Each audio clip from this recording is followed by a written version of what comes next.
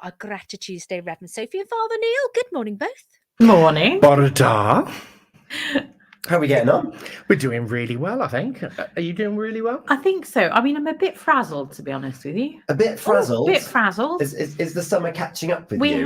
We had, the youth pilgrimage. Yes, We've had the I youth thought you were pilgrimage. glowing. 26 young people between 11 and 17 on pilgrimage with myself and the bishop. Oh, he was hilarious. Yeah. Absolutely hilarious. And the best part. So he was very, very slow in his walking. Yes. Let's say methodical, shall we? Not because he was slow, but because he liked to talk. He likes to talk to people. And it was wonderful. He was always at the back. Anyway, we got to a point where we were trying to get somewhere quite quickly, and the bishop was still, and so we started singing.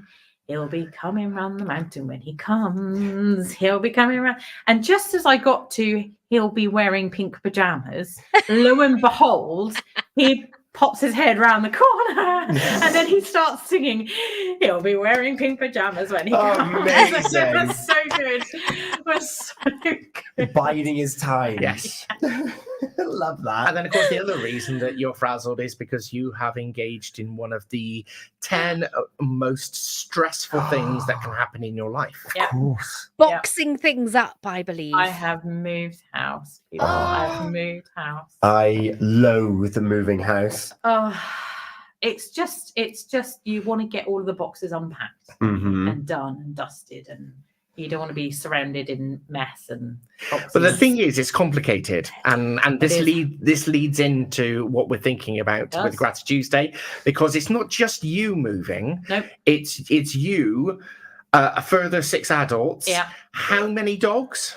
7 dogs. How many cats? 6 cats. How many goldfish? No goldfish. Quite a lot of fish, but Quite a lot of fish. No goldfish. Oh my goodness. So it's the Whitmarsh menagerie that has moved house. It's like that film We Bought a Zoo. We didn't buy the zoo, just we are the zoo. Yeah, you are the zoo. So this morning we are absolutely grateful for pets and the role that they play in our lives, for companion animals. I like the way that we say companion animals, because actually I know it's a very PC phrase for pets these days, but for me, a pet is sort of like a one-way relationship. That is our pet. It belongs to us. Yeah. Whereas actually, I think there's a lot of reciprocity there. And if we have a companion animal, whether it's a dog, cat, a bird, a goldfish, we talked about sort of like cows and sheep being companion animals before, because of course it's the Pembrokeshire show tomorrow. It is indeed. It's very exciting. Can I just say that this weekend just gone, we had a pet service in Showhaddon Church. Hang on, what? Pet service. We had a blessing of the pets on Sunday, and I had more people come to church on Sunday with their pets than I ever have usually. So I had like 45 people turn up for service. So they could bring their pets. Last time I did a pet service, there was a little boy in the congregation who was there with his mum and his dad, and they didn't have a pet, but he wanted to come to be surrounded by other people. See all the pets. Yeah. So they went out into the back garden and they caught a wild stick insect and put it in a jar and brought it in. It was a stick. That's just a stick. It was a stick from the back garden. He was 3. So they went into the back garden. They caught this stick, put it in a jar. They brought it to me. Please, could you bless Sticky the stick insect? And I thought, that's just a stick. That sounds more like a confession than it does. I blessed the stick insect, and then they took it home and released it back into the garden because it was wild.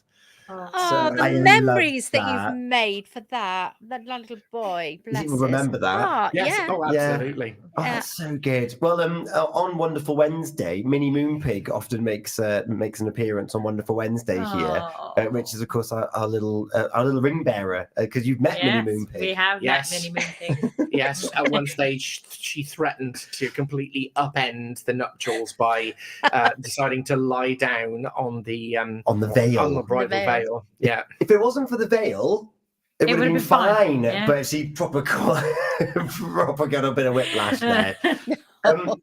Gina, you also have some pets. Yes, I do. I've got 4 cats and 1 dog. And I was talking, Cliff wants another dog. And I'm like, no, we've got this dog. Absolutely love Coco.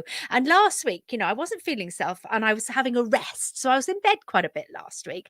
And, she's not really allowed on the bed. She'll go on the end of the bed, but she was up on Cliff's pillow.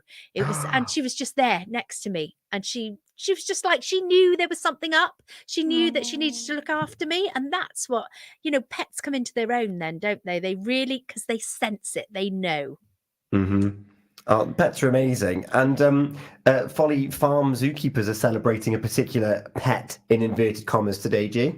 Yeah, they have got lots going on for Lion Day. So if you like your lions and your big cats, then go down and see Hugo and the team because they've got so much going on down at Folly Farm, which is brilliant today. I love a lion in the morning. Oh, I love it. You've already mentioned it. It's the county show this week where the relationships that people get with their big fluffy cows and their little sheeps and their chickens and their horses, and we're going to be seeing that front and centre at one of the largest shows in Wales.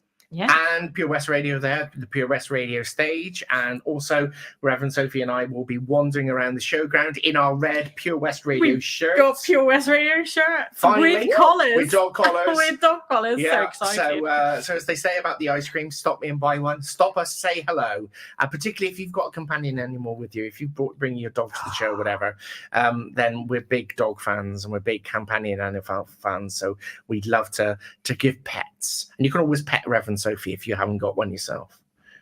On the head. Yes. Yes. Yes. I just want to clarify that. You may pat me on the head. On the head. Yes. I love Anywhere that. else, so you may get a slap. You're going to be joining us on the stage as well during the breakfast show, 8 o'clock. You're going to be kind of like opening proceedings for us as well. Love the show. You got us very messy last year, though.